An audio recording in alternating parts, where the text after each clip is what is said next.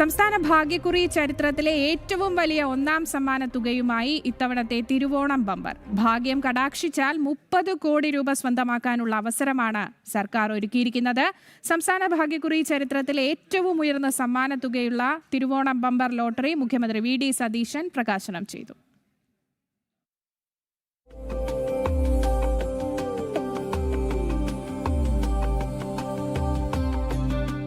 സംസ്ഥാന ഭാഗ്യക്കുറി ചരിത്രത്തിലെ ഏറ്റവും ഉയർന്ന സമ്മാനത്തുകയുള്ള തിരുവോണം ബമ്പർ ലോട്ടറി മുഖ്യമന്ത്രി വി ഡി സതീശൻ പ്രകാശനം ചെയ്തു. ജൂലൈ 20 മുതൽ സംസ്ഥാനത്തെ എല്ലാ അംഗീകൃത ഭാഗ്യക്കുറി വിൽപ്പന കേന്ദ്രങ്ങളിലും ടിക്കറ്റുകൾ ലഭ്യമാകും. വൻ സമ്മാനത്തുകയെ തുടർന്ന് റെക്കോർഡ് വിൽപ്പനയും വരുമാനവുമാണ് ഭാഗ്യക്കുറി വകുപ്പ് പ്രതീക്ഷിക്കുന്നത്.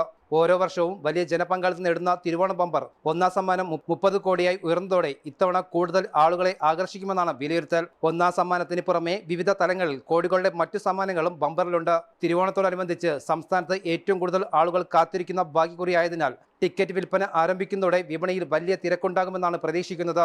സെപ്റ്റംബർ 26-നാണ് തിരുവോണം ബമ്പറിന്റെ നറുക്കെടുപ്പ് നടക്കുക. ജനം, തിരുവനന്തപുരം.